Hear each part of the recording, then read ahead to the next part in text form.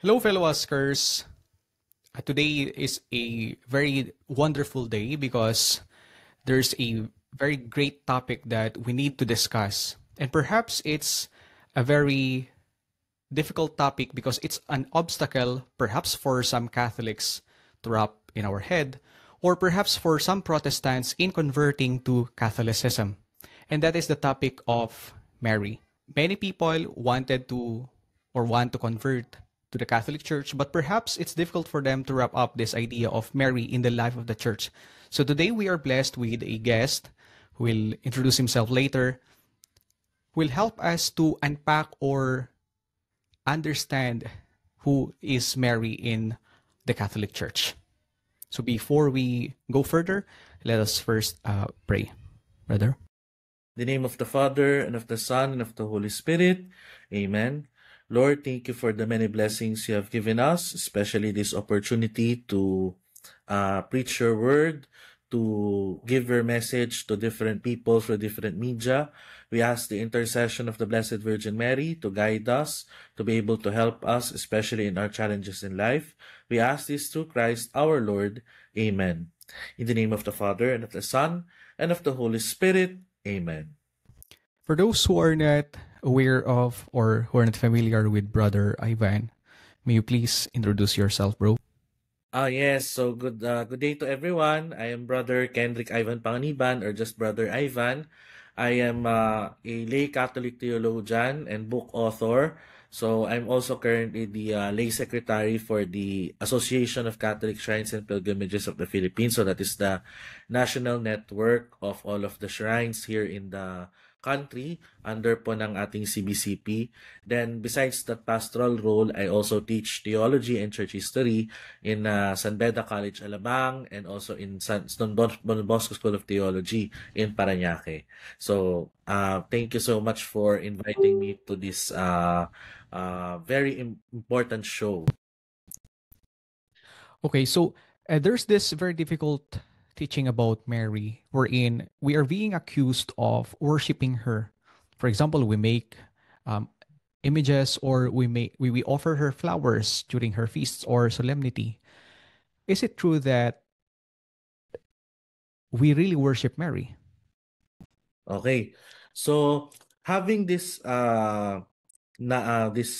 accusation of Mary as being worshipped, it's one of the basic misconceptions about how we treat the Blessed Virgin Mary.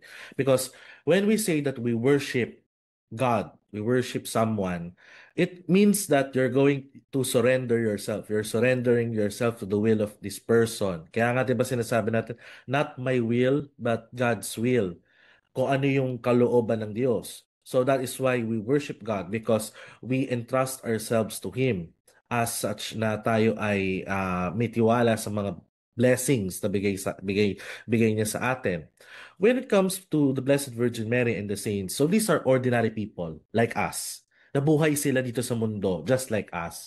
But what makes them special in this case is that because just like, for example, how we treat our Philippine heroes, our national heroes, we give respect. That is what venerate means. So, what we call, ang tawag natin sa pag-treat natin sa mga saints like Mary and the others ay veneration. So, veneration means to give honor, to give respect. So, tulad like ng mga national heroes natin like Jose Rizal, like Andres Bonifacio, diba, we build monuments in their honor because we respect and we are appreciative of their role in history. In the case of, for example, the Blessed Virgin Mary, among all of the saints, she is of large contribution to salvation history, to the history of our being saved by the Lord, because she was the one who gave birth to the Lord. She was the one who said her yes, her fiat, so that she will become the mother of God, the one who will bring the Savior into the world. So that is what we see in Mary. She is the mother because of the sonship. Siya ay ina, siya ay reyna because of the kingship of Jesus.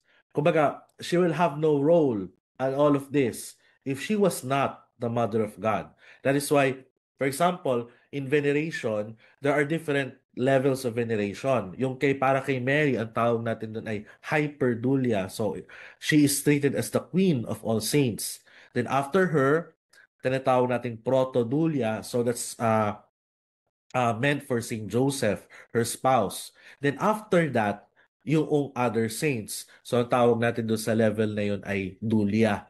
So, all of these are given respect, all these people, these saints. Even for example, kahit po yung mga namatay natin na lolo at lola, if they lived virtuous lives, if they uh, gave good lives for God and for other people, they can be considered also as saints. We should not limit our thinking of sainthood sa mga tao lang na canonize.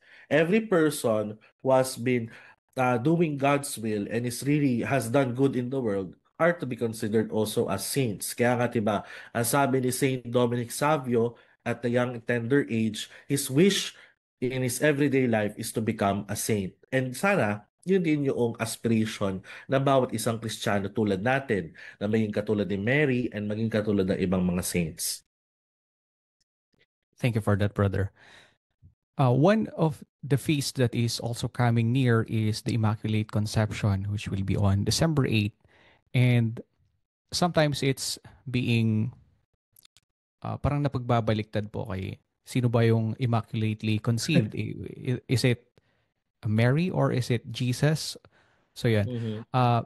What is the Catholic Church about the Immaculate Conception? Is it true that uh, all people have fallen short of the glory of God, as what Saint Paul said? Or perhaps there's something we don't see here as Mhm. ordinary Catholics? So, when we say Immaculate Conception with regards to the Mary, it's concerning her birth. So, when Mary was born from the womb of Saint Anne, it is the church believes that Mary was immaculately conceived. So that means that apart from all other people, Mary is a person who was not stained. So hindi siya nabahiran in Tagalog by original sin, yung kasalanang original. Now, what is the logic behind this? So for example, kung titignan natin sa isang analogy, uh, 'di ba kapag meron kang perpektong kape, the perfect coffee. Kapag meron kang perpektong kape, kailangan mo ng perpektong lalagyan. The perfect coffee needs the perfect cup. So parang kapag kunwari yung cup na yon ay may sira, may pingas, 'di ba no? Yung hindi siya maayos. So parang it also affects kung paano natin nakikita yung kape. Na parang hindi nagiging buo yung experience natin ng kape dahil may problem tayo dun sa lalagyan. It's the same case with Mary and Jesus. The reason why Mary needs to be immaculate conceived because she is the perfect vessel. She needs to be the perfect vessel for the perfect being. Kung sinasabi natin ang Diyos, that God, that Jesus is the perfect being as God, so that means that the vessel also needs to be perfect. So that brings us to our understanding that when we say that Mary was immaculately conceived, it was part of God's plan in order for Jesus to come into the world. Because if not, so how are we going to treat Jesus? Jesus supposed to be the perfect being, so he comes from the perfect vessel. That is Mary. Okay.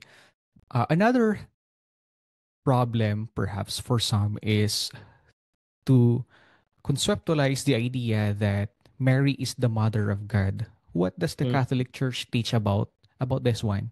Is it mm, they claim that how can God have a mother? mhm. How do we deal with that?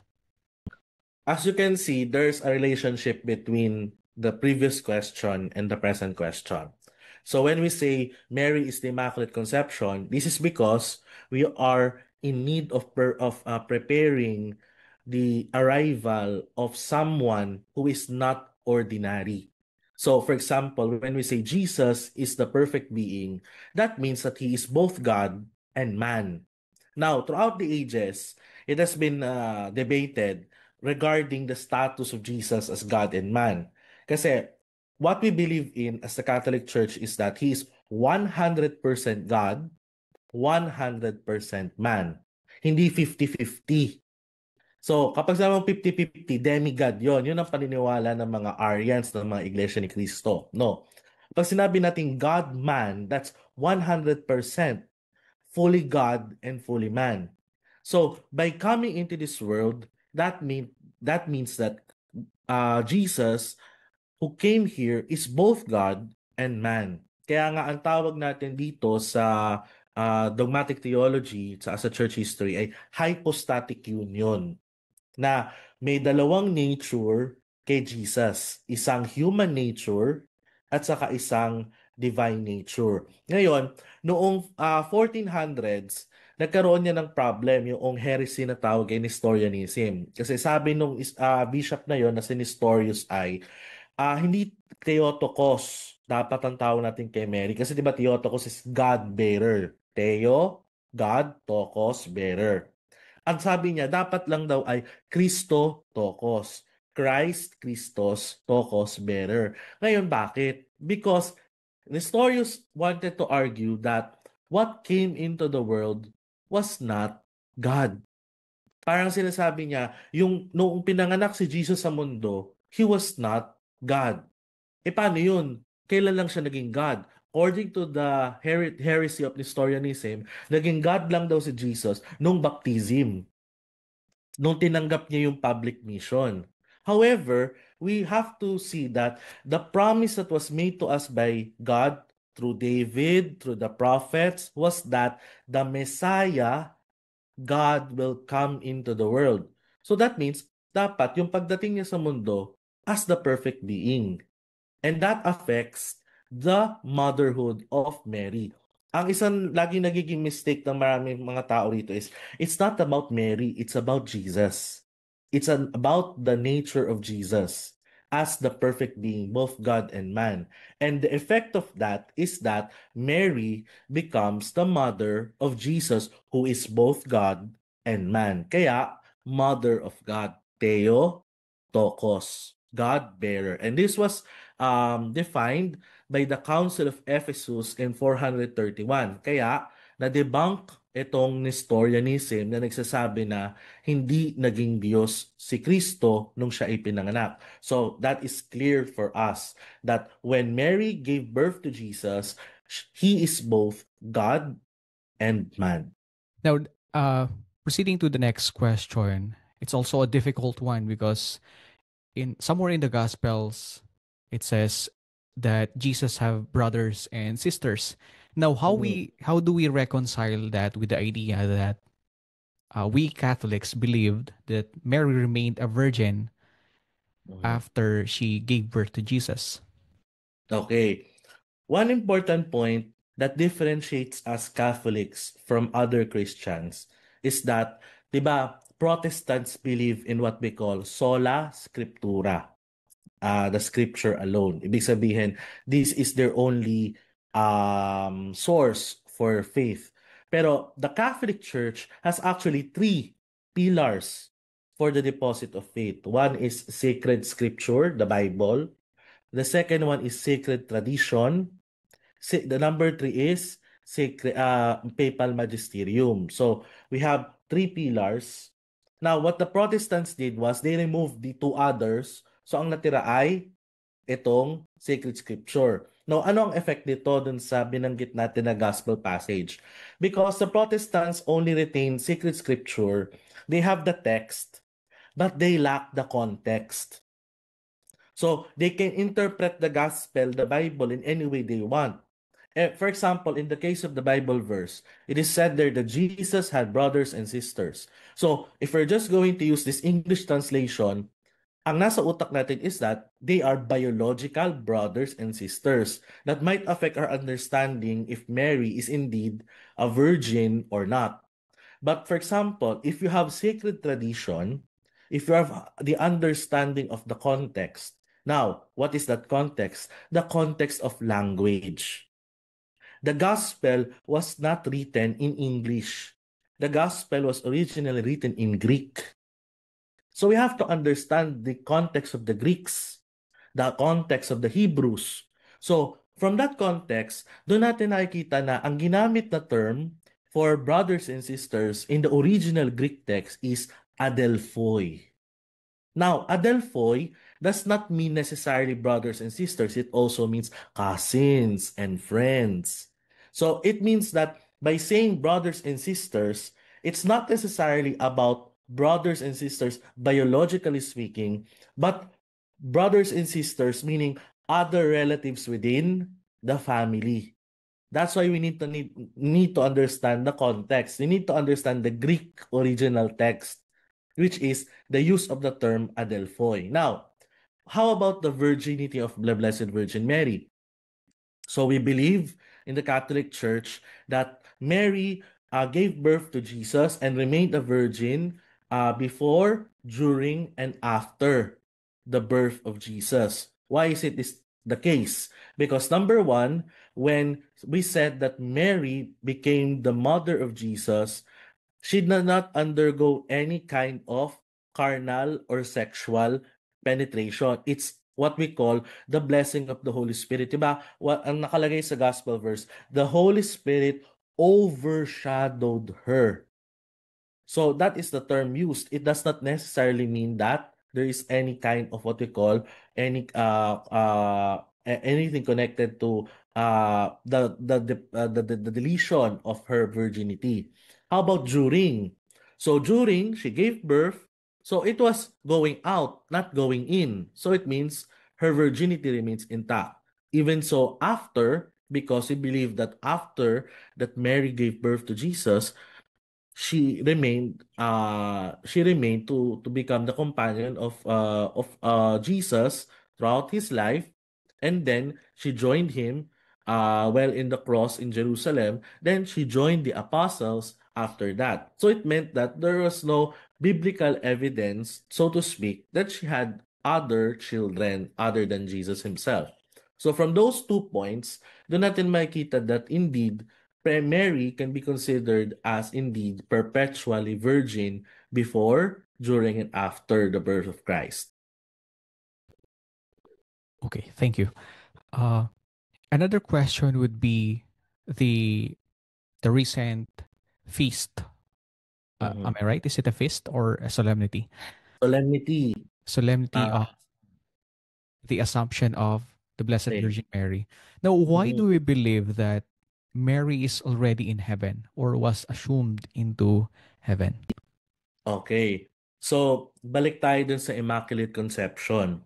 'Di ba, when we say that the person is not affected by original sin like other people, it meant that she had an extraordinary end to her life. When we say, for example, when what happened to Mary when her earthly life passed, it is a difficult to explain in some circumstances kasi the question was if Mary died or not. Pero when we say Mary died, it's not in the sense like paano tayo namatay, because when we die, we are corrupted because of the effects of sin, which is death.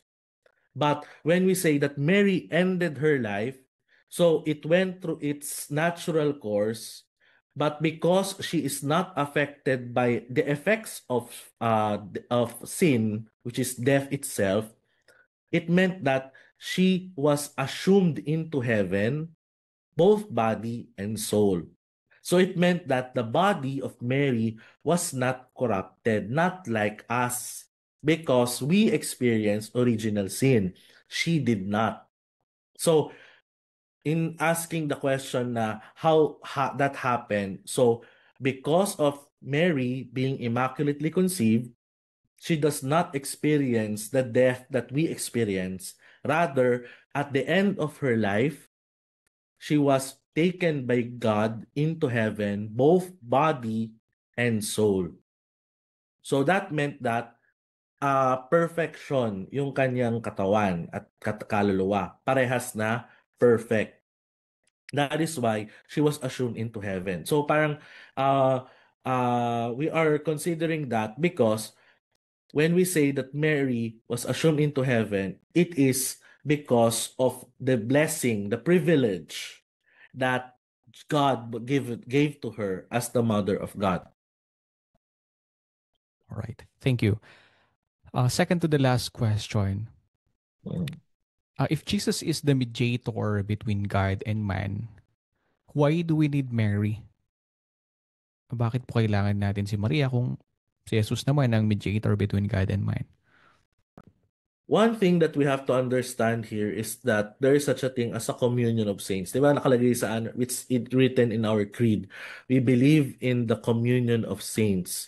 So when we say we believe in the communion of saints, we believe that people who have done good things on earth are going into heaven, and we believe in the three churches, yung church triumphant which is in heaven, yung church suffering which is in purgatory for those who are already saved but need to kumbaga ay pagsisihan yung kanilang mga kasalanan, so they undergo purgation, kaya nga purgatory ang tawag. And then the church in pilgrimage, which is people like us here on earth. So in the case of the saints, so they are together with God in heaven. And for example, whenever that we pray to God, kasi remember, when we pray, we always pray to God. Pero bakit tinatawag natin na, for example, prayer to the Virgin of ganto, prayer to Saint ganyan? What we do here is that we ask the help of that saint to bring our prayer to the Father, to God, to Jesus. So parang ang tawag natin sa kanila ay intercessor. So ang intercessor, in an analogy, they look like an amplifier. So we give our prayers to God and they reiterate that to God. Kumbaga, they are the ones who are bouncing it so that God can hear us better in the sense wherein we're able to really ask for the help. Kaya nga, they intercede. So that's help. Now, in the case of Mary, that's also the case. We have that understanding because of what happened in the gospel narrative according to John, John chapter 2, in the wedding at Cana. Diba, at that story, we hear that Mary was trying to ask Jesus if he could help the groom and the bride so that they will not be persecuted or ridiculed by the crowd, kasi they were having a days-long wedding. Sa Jewish wedding, ang Jewish wedding lasts for uh, 3 days to 1 week. So it's not the ordinary wedding like what we have. So yung sinasabi na nauubos yung wine, it's because the whole day was the wedding. The whole days that were passing.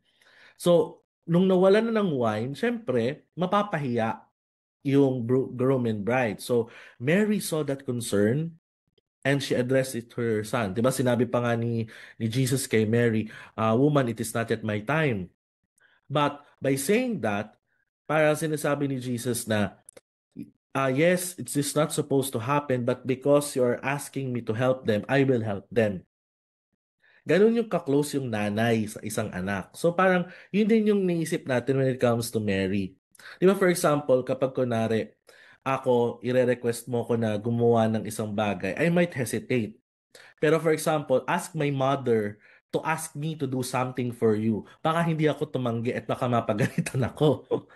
So it's something like that. We think of Mary's intercession as something that is close to us because we want also to be close to her son, just like she is close to her son.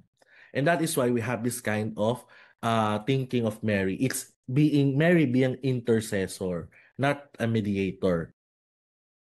Oh, so there's a difference between intercessor and mediator. Yeah. That's a great point. Kaya Uh, nga, for example, para din alam natin, one of the good titles of Mary, which is what I like also, is Mary as auxiliatrix. Kasi minsan ang nasa isip natin mediatrix eh. Pero Mary is better described as auxiliatrix. It means helper. Diba? Ang tawag natin Mary Help of Christians, Auxilium Mhm. Christianorum. Because that is how we see Mary. Mary helps us in different circumstances in our lives, in the times of need, in our times of joy, and she becomes our companion. Parang sa rosary. Diba sa rosary, when we pray the rosary is not about Mary. The rosary is about Jesus because it's about the different mysteries is connected to Jesus' life. Ngayon, why is it considered a Marian prayer? Because Mary is with us in the prayer as a companion. That is what makes it a Marian prayer. But what we realize is parang what we do here is we reflect on the life of Jesus with with Mary as our companion. Kaya ang tawag natin, mas magandang tawag natin kay Mary is auxiliatrix because she helps us and leads us to Jesus. Okay, I think the question and your answer leads to the last question. Hmm. Are we required to have Marian devotion? Uh, for example, praying the Rosary or the Litany of Mary, or any Mhm. other devotions like going to uh, pilgrimages? Are we Mhm. required as Catholics? And if yes or no, uh, what's the advantage, perhaps? Devotions are external practices. Diba? They are like the things that we do in order for us to be led towards the important things. So it's like when I do talks, for example, in parishes and explain to them the value of devotion. Devotion is useful because it leads us to the sacraments. So for example, when I say you do pilgrimage, you have a devotion to this particular saint, you have a devotion to this particular Marian title. So these are in general, ang tawag natin sa kanila, di ba, ay sacramentals. Di ba, no? Yan yung term na ginagamit, sacramentals. Now, by the very word itself, why do we have devotions? Why do we have sacramentals? So that we can be led to the sacraments. Kaya nga, for example, when I give talks to different parishes, ang sinasabi ko is, devotion becomes useless if it does not lead you to be more prayerful. Devotion is useless if it does not lead you to be more appreciative of the Holy Mass. Kumbaga, in Tagalog, kung ikaw ay pala debosyon at hindi ka pala simba, walang kwenta yung debosyon. Kung paladebosyon ka, tapos hindi ka naman nangungumpisal madalas, wala rin sa yung devotion. So, devotion has always been a helper, a helping practice, a practice that allows us to deepen our faith. Kaya nga, di ba, for example, even the popes have their favorite Marian devotions. Even bishops and priests have their favorite Marian devotions because they believe that through these practices na meron sila, to this commitment na meron sila, is that their faith goes deeper, they become more appreciative of the important things, of the Eucharist, of going to confession, of becoming better persons. So all of that leads to that. So kapag tinanong niyo sa akin, required ba ang devotion? It is not necessarily a requirement, but it is a very good help. It is something that will always lead us to what is good. Ngayon, kung paano tayo dinadala nun, it's up to us. Kasi it should affect us in such a way na it should lead us to something deeper. Like for example, going on a pilgrimage. A pilgrimage will only have good value to you if after the pilgrimage, you become a better person. You become more appreciative of the things in life. Pero kung after ng pilgrimage, wala ka pa ring amor sa kapwa mo or hindi ka mas naging mabuting tao, hindi ka mas bumait, parang walang value. Hindi naging successful yung pilgrimage mo because prayer, devotions, all of this are meant to transform a person. So, ang batayan natin ng devotion is that the devotion should change the person. Not a person becomes too engrossed with the devotion, pero hindi naman siya naging mabuting tao. So, all of that will depend on that. So all of these practices, all of our ang devotion sa Tagalog, ang tawag natin diyan, panata. Yun yung Tagalog. 'Di ba panata means vow. Nangako tayo na gagawin natin 'to. 'Di ba yung iba pa nga sa atin ang sinasabi natin, o kapag ako natupad yung dasal ko sa ganito, mangangako ko na lagi akong a-attend ng traslasyon, a-attend ako ng prosesyon, etc. Ganyan. So, ganun din ang ating thinking dyan, na the reason why we do this is because we want to be better people. We want to change for the better. And yun ang hiling natin, na sana lahat ng deboto maging tao na nagpapanibago at nagbabago tungo sa kabutihan, tungo sa Diyos. All right. Thank you very much, brother. It has been a great pleasure being with you. Thank you for answering the Yun. questions that I myself had struggled understanding. Medyo mahirap din po talaga. Honestly, for me, I really, uh, I found it difficult. Through time, unti-unti naman. Pero mahirap din talaga, lalong-lalo na kung may mga nagtatanong sa, either, sometimes family members, Mhm. and you don't have immediate answers. So yun. Mhm. Thank you very much, askers, for being with us. Meron po yata kayong Reels Brother na promote. Perhaps you want Yes. to share that. For those who are want to watch, so meron kaming I have a Facebook page and also in TikTok. So Bro Ivan Panganiban, you can just find there. Tapos meron kami doon na Reels. Ang tawag namin doon ay Peregrino Reels. Usually we release it on Mondays and Fridays ng gabi. So because of my commitment dito sa shrines, going to different places across the country to give formation and ano. So marami kaming dinadalaw ng mga simbahan na fini-feature namin para syempre mapuntahan din ng ibang mga tao para maka-experience din sila ng magandang opportunity for pilgrimage dun sa mga lugar na ito, lalo na sa mga malalayong lugar kasi pansin ko din, marami sa mga shrines na dinadalaw natin, puro Luzon. Sabi ko, try Mhm. naman ninyo dumalaw ng Mindanao, try nyo dumalaw ng Palawan, try nyo dumalaw ng Visayas. Kasi di naman na ganun kamahal ang airplane, ang Here. transportation ngayon, di tulad before, no?